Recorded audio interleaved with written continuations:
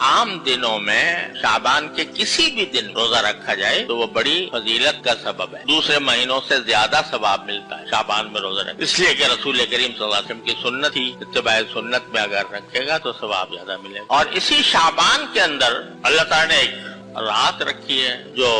ہمارے عرف میں شب برات کہلاتی ہے، وہ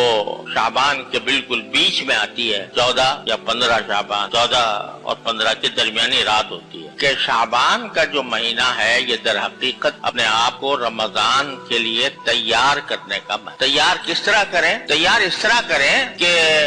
اپنے نظام اوقات پر نظر ڈالیں، میں عام دنوں میں کس طرح زندگی گزارتا ہوں، کتنا میں اپنے دنیاوی کاموں میں مشغول رہتا ہوں، تجارت میں، زراعت میں، ملازمت میں۔ تو اب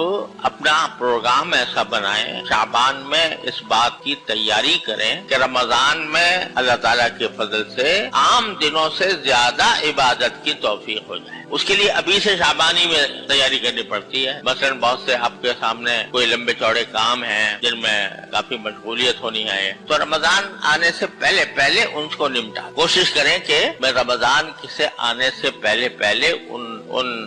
چیزوں یا ان کاموں کو نمٹا دوں جو مجھے فوری طور سے درپیش ہیں، تاکہ رمضان میں میری مصروفیت کم۔ بہت سے لوگ تو ایسے ہوتے ہیں کہ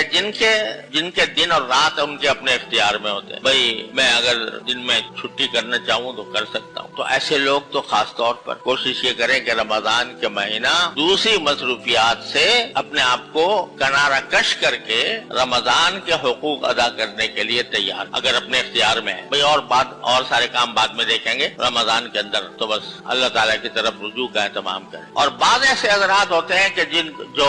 اپنے اختیار میں نہیں ہے، ملازم ہے، مثلا ملازم پیشہ، تو اب اس کو تو ڈیوٹی دینی ہے، اور ڈیوٹی دینی ہے تو وہ یہ نہیں کر سکتا کہ بھئی میں اپنی ملازمت کے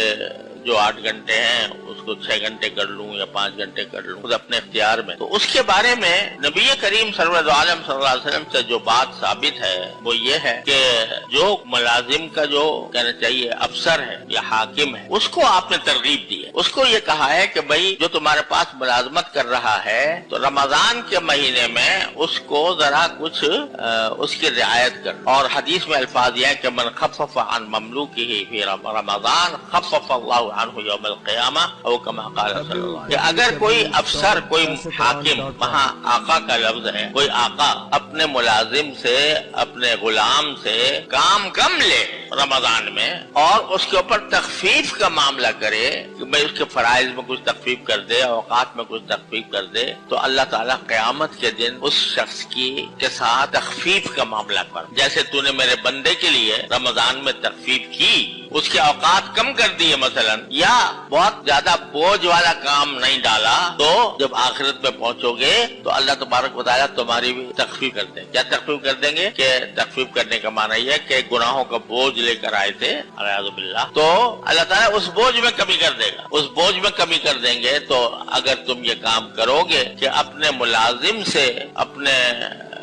زیر دست سے، اپنے نوکر سے یہ سوچ کر کہ بھئی یہ رمضان کا مہینہ ہے تو اس کو ہم زیادہ سے زیادہ وقت دے دیں کہ یا تو وہ عبادت کرے یا آرام کرے، تو اس کے لیے ہم اس کو زیادہ وقت دے دیں، تو اللہ تبارک و تعالیٰ نے اس کی یہ فضیلت بیان فرمائی کہ تمہارے لیے بھی آخرت میں تخفیف کی جائے۔ تو میں جو کہہ رہا ہوں کہ شعبان میں تیاری کرنی چاہیے رمضان کی، تو اس تیاری کا ایک پہلو یہ بھی ہے کہ جو بڑے بڑے کام ہیں جن میں زیادہ وقت صرف ہوتا ہے ان کو جتنا مؤخر کر سکتے ہو کر دیں، اور اپنے ملازمین سے، اپنے ماتحتوں سے کام کی تخفیف کر، پہلے سے اس کی تیاری کر لیں۔ شعبان کے مہینے میں تیاری کریں گے تو انشاءاللہ ایسا ممکن ہو جائے گا۔ ایک تیاری تو یہ ہے۔ دوسری تیاری یہ ہے کہ اگرچہ ابھی رمضان آیا نہیں لیکن آنے والا ہے، تو اپنے دل کو اب رفتہ رفتہ اللہ تعالیٰ کے ذکر کی طرف متوجہ کرے۔ اللہ تعالیٰ کے